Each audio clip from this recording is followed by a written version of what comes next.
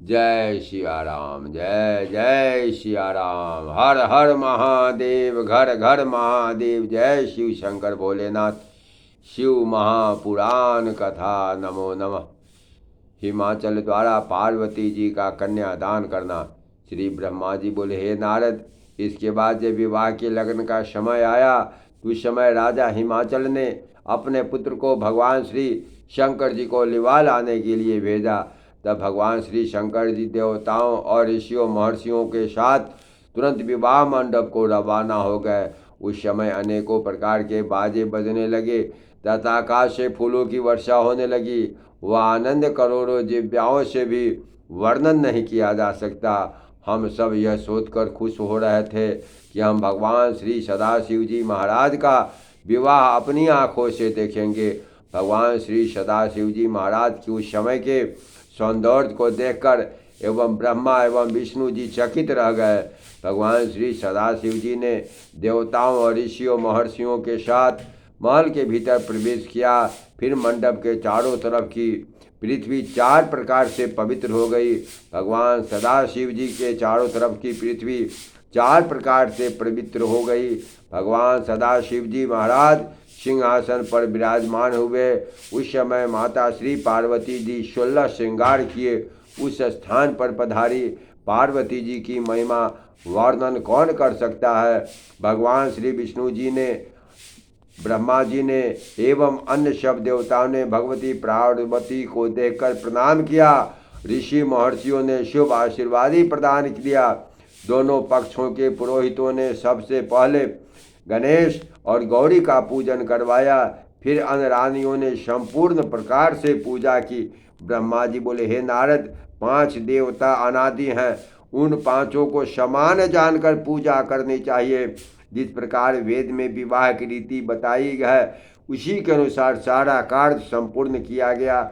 मेनका ने 4 बहुत बहुमूल्य वस्त्र भगवान श्री सदाशिव जी को दिए एवं उसी प्रकार के 2 वस्त्र माता पार्वती को दिए। 2 स्वयं पहने। पार्वती महाराज हिमाचल की दाई ओर बैठी। उस समय भगवान सदाशिव जी महाराज पार्वती के सामने बैठे हुए थे। ऋषि महर्षि उच्च स्वर से वेद मंत्रों का उच्चारण करने लगे। तब मेनका का कन्यादान होने लगा। उस समय भगवान श्री सदाशिव जी महाराज हिमाचल ने उनका गोत्र पूछा। यह सुनकर भगवान श्री सदाशिव जी तो विचार में पड़ गए तथा उनको चुप देखकर ऋषि महर्षि हंसने लगे। उस पर भगवान श्री सदाशिव जी के प्रेरणा से वीणा बजने लगी। तुमने हिमाचल से कहा, राधेश्वर, यह आप क्या मूर्खता कर रहे हैं जो भगवान श्री सदाशिव जी से गोत्र पूछ रहे हैं। सुनिए, गोत्र पूछने में उनका अपमान है। उनका गोत्र तो विष्णु ब्रह्मा आदि भी नहीं जान सकते। वह तो अपनी इच्छा से अनेक लीलाएं धारण किया करते हैं। वह अनादि तथा अनंत है, अतः उनका गोत्र कुल तो नदियाँ ही हैं। भगवान श्री सदाशिव जी नादमय है तथा नादमय स्वयं शिव है। उन दोनों में कोई भेद नहीं है। हे नारद, तुमसे बात सुनकर महाराज हिमाचल आश्चर्य में पड़ गए। देवता एवं ऋषि महर्षि जय जयकार करने लगे। तुमने कहा, राधेश्वर, भगवान श्री सदाशिव जी महाराज आज पार्वती के तप के कारण तुम्हारे पुत्र समान हो गए हैं। उनकी भक्ति के बिना कोई नहीं जान सकता। अतः यह विचार कर तुम शीघ्रता पूर्वक कन्यादान दो, क्योंकि लग्न का मुहूर्त बीता जा रहा है।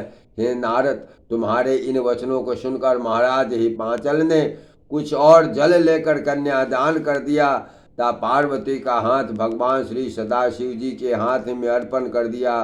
भगवान श्री शंकर जी महाराज ने पार्वती जी का जो हाथ पकड़ा, उस दिन से विवाह की रीति तीनों लोकों में प्रसिद्ध हो गई। और महाराज हिमाचल की प्रशंसा होने लगी। विवाह की लौकिक रीति समाप्ति होने के बाद गंधर्व जन गीत गाने लगे, अप्सराएं नृत्य करने लगी। विष्णु, इंद्र और अन्य सब देवता बहुत खुश हुए। इसके बाद महाराज हिमाचल ने भगवान सदाशिव जी को अनेकों वस्तुएं प्रदान की। 1 लाख दूध देने वाली गाय तथा सदे सदाए 100 सुंदर घोड़े, 1 लाख दासियां, 1 करोड़ हाथी सोने और जौहरात से लदे हुए रथ दहेज में दिए तथा हाथ जोड़कर भगवान सदाशिव जी की स्तुति करने लगे। प्रेम से बोलिए शंकर भगवान की जय, माता पार्वती की जय, स्थान देवता की जय, ग्राम देवता की जय, कुल देवी देवता की जय, इष्ट देवता की जय। हर हर महादेव, हर हर महादेव। जय शिव शंकर भोलेनाथ।